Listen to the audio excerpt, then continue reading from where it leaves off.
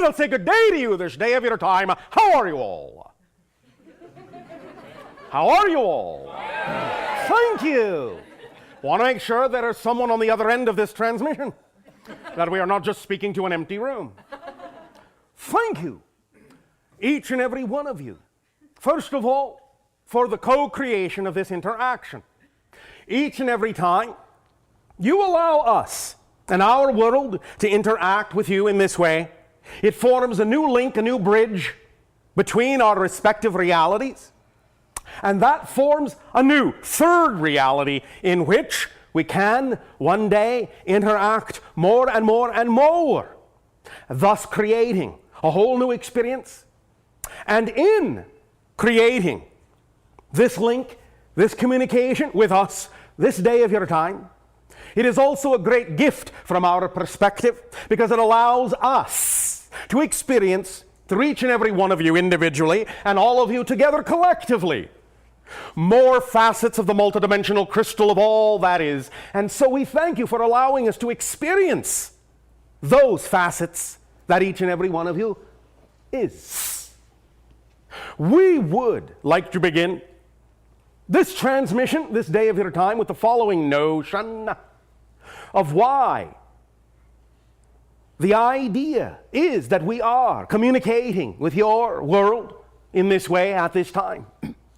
Please understand that our communication to you is by virtue of an invitation that we have received from the collective consciousness of your planet. That this is one of the primary ways of initiating contact with a new world. Someday, in what you call your near future, there will be the possibility and the availability of physiological contact between your species, our species, many other species, and some of that has already begun in a slow and cautious way. But one of the methodologies we often use when making contact with the new world is this methodology of speaking through a member of that society. Thus, then, we are capable of presenting to you ideas, points of view, concepts, without you in any way, shape, or form having to believe we are who we say we are. Thus, not in any way, shape, or form forcing you to think that you have to listen to us, that you have to believe what we say is true. Each and every one of you is your own aspect of all that is, your own aspect of creation. And we would never want this information to in any way, shape, or form intervene or interfere with what you decide is best for you. But we are very open to sharing our point of view of what works for us, and in the off chance, as you say, that it may also work for you and allow your lives to become more loving, more creative, more joyful, then we are happy to offer these ideas for your own use. But the idea is for you to simply take what works for you and leave what does not. This is simply a gift, a giving, a sharing with no agenda. It is simply that we are doing what excites us. We are simply following our passion. And it is always our passion to form new connections with new beings on new worlds, because then together we are more than the sum of our parts, and we become a greater reality and experience together more and more and more of all that is. We thank you thus then for this gift. And we open to you the possibility that all the things we will share with you today will be of a certain nature. As we have had these discussions with many of the humans on your planet for 23 of your orbits, we have thus recognized that one of the things that seems most advantageous to you is to be given a perspective of certain metaphysical and spiritual concepts in such a manner as to ground those concepts for you in what you may call pragmatic and practical methodologies that will give you an actual kit of tools to apply in your life in any given situation, to let you know always, first and foremost, that the power is always within you to make the changes that you wish to make in your life, that you do not necessarily need us or anyone else to do that, but that we understand that sometimes a different perspective can jog you loose from an old way of thinking, give you a new insight, a new road to walk down, a new thing to try. And thus, again, we are happy to do that. But all of what we will do will lay the foundations for the tools that will then allow you to do what you need to do for yourselves, to allow you to know that those powers, those tools exist within you, and that we are only reflecting that to you. We are only being allowed to illuminate that for you. We are not doing anything for you. We're not really telling you anything you don't know. At least not anything your higher consciousness doesn't know. Even though we recognize that on your planet, you have for thousands of years played the game of forgetting. And now it is time to remember who and what you are, more of who and what you are, as a soul, as a spirit, as a being, as a consciousness. And so that is why, by giving off that frequency of exploring more of yourself, by being willing to open up your awareness and grow spiritually, that is the invitation we spoke of at the beginning of this dialogue. That we respond to knowing that your world is ready to communicate and to talk about new ideas, new perspectives, and that will aid and assist your world in choosing the kind of reality that you prefer from this point forward. But of course, it's each and every one of you, your choice, that makes the difference in terms of how you will experience your life, the richness of it, the fullness of it, the beauty of it, by allowing yourself to understand how important it is, if you do not do so already, to follow your dreams, to follow your passion, to act on your joy. We know many humans now in what you call your metaphysical, spiritual, and or New Age movement have made these kinds of statements over and over again. Follow your bliss, follow your passion, follow your joy. But it is not always clear to many humans as to exactly why that's so important. The idea is as follows from our perspective. You are a consciousness. The natural you, the core you, the true you, operates at a certain signature frequency, a signature vibration. That which is most representative of your natural, true, originally created self has a certain pitch, a certain frequency, a certain tone. The physical body translates this tone as the feeling, the sensation you call passion, excitement, joy, love. So anytime you are willing to act, to physically act on something that comes into your life that contains the highest amount of joy, the highest amount of excitement, the highest amount of passion, what you are doing is squarely aligning yourself and harmonizing yourself with your true inner core being. That's why it's so important. It's like passion, that sensation, is your body's translation of that frequency, and passion thus acts as the unerring compass needle pointing directly in the direction that is most true for you. So the things that come to you in your life that contain the highest amount of joy, the highest amount of passion, the reason to act on them is because by doing so, you will be squarely on the path of following that compass in the direction of your truest self all the time. Excitement, not the form it comes in.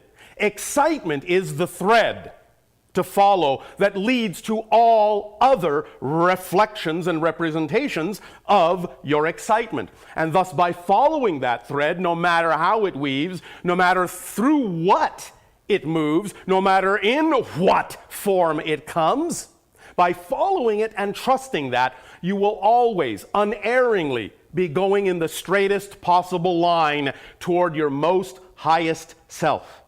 Does this make sense to you as a concept? Yes. Oh, all right, thank you. Everything we discuss, no matter what subject, essentially comes down to this principle.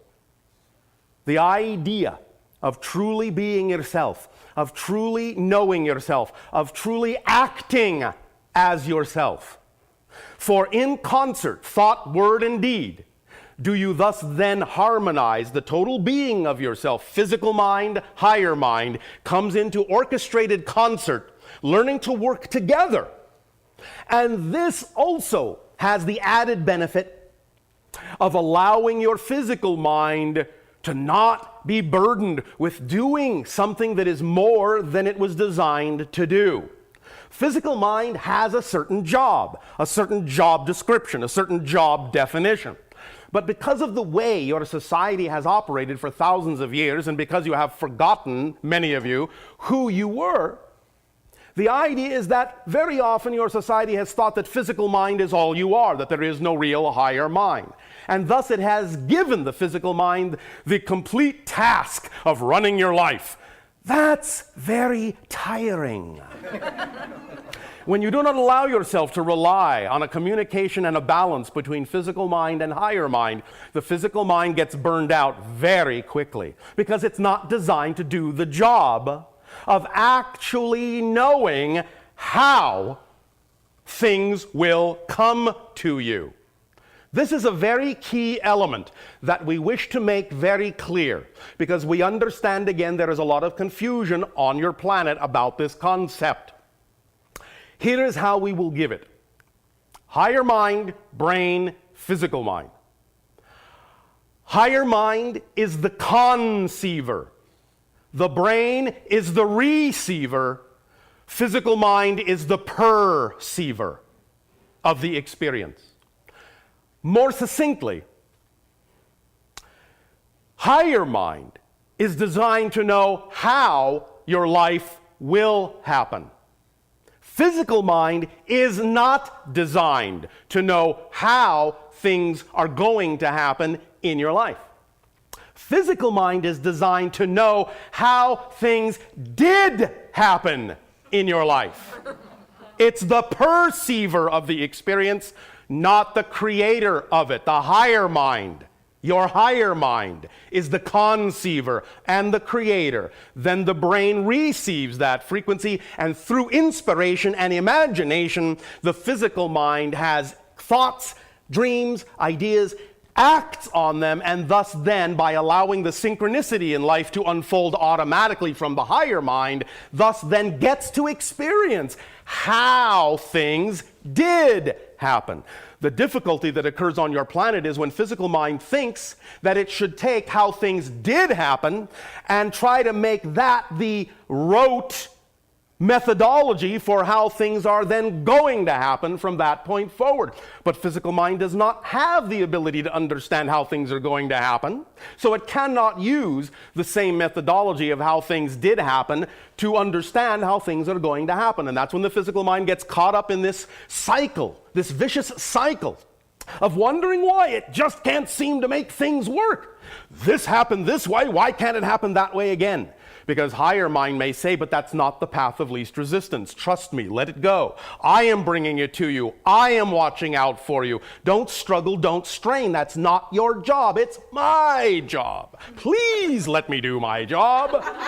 And you do yours, which is just to enjoy the experience of how something happened.